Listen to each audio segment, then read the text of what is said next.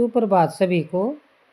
आज हम दोहा, चौपाई एवं सवैया के परिभाषा और एक एक उदाहरण लिखेंगे। दोहा एक मात्रिक छंद है। दोहा एक मात्रिक छंद है। यह शब्दों की मात्राओं के अनुसार निर्धारित होता है। इसके कुल मिलाकर 4 चरण होते हैं, 4 पंक्तियाँ होती हैं। दोहे में 2 चरण हैं, हर एक पद में 2 चरण हैं। दोहा के 2 पद हैं, पद 2 हैं और चरण 4 हैं। दोहा के पहले चरण को विषम चरण तथा दूसरे चरण को सम चरण कहते हैं। विषम चरण पहला और तीसरा विषम और दूसरा और चौथा सम होता है। चूँकि दोहा एक मात्रिक छंद है, इसलिए इसके विषम चरण में कुल 13 मात्राएं होती हैं तथा सम चरण में कुल 11 मात्राएं होती हैं। 13 और 11 का संरचना होती है, अर्थात दोहा की संरचना में 13 और 11 की यति होती है। यति का अर्थ होता है विश्राम। यह आवश्यक नहीं है कि दोहा छंद मात्रा के हिसाब से 13-11 की यति पर ही निर्भर हो। यह शब्द संयोजन के लिए भी विशिष्ट विन्यास पर निर्भर हो सकता है।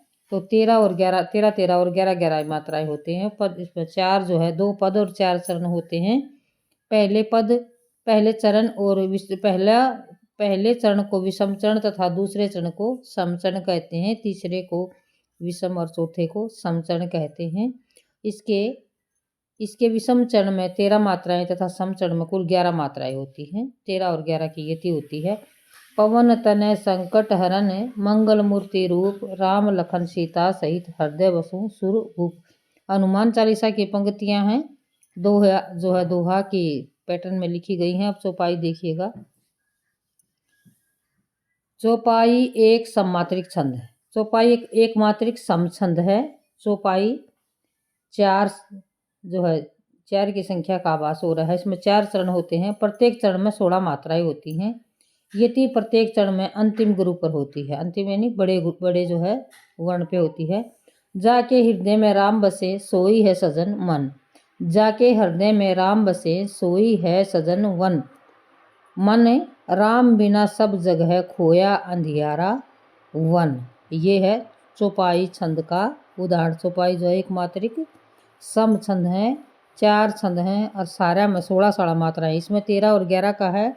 चौपाई में 16 मात्राएं होती हैं। जाके हृदय में राम बसे सोई है सजन मन। राम बिना सब जग है खोया अंधियारा वन। सवैया देखिएगा। सवैया एक मात्रिक समछंद है। इसमें 7 चरण होते हैं और प्रत्येक चरण में 13 मात्राएं होती हैं। यति प्रथम, द्वितीय, चतुर्थ, पंचम और सप्तम चरण के अंतिम गुरु पर होती है। यति जो है 5वें पर, पहले पर, दूसरे पर, चौथे पर, 5वें और 7वें चरण के अंतिम गुरु वर्ण पर होती है। जैसे मधुर मधुर बोलो मीठी बोली, बोलो ताकि सबको भावे, कटु बोल से मन को ठेस लगे और भी बढ़ जाए मन की बैर। यह है सवैया। चौपाई, सवैया और दोहा तीनों की आपने परिभाषा उदाहरण सहित देख ली होगी। आशा है आपको समझ में आया होगा। इसी के साथ जो है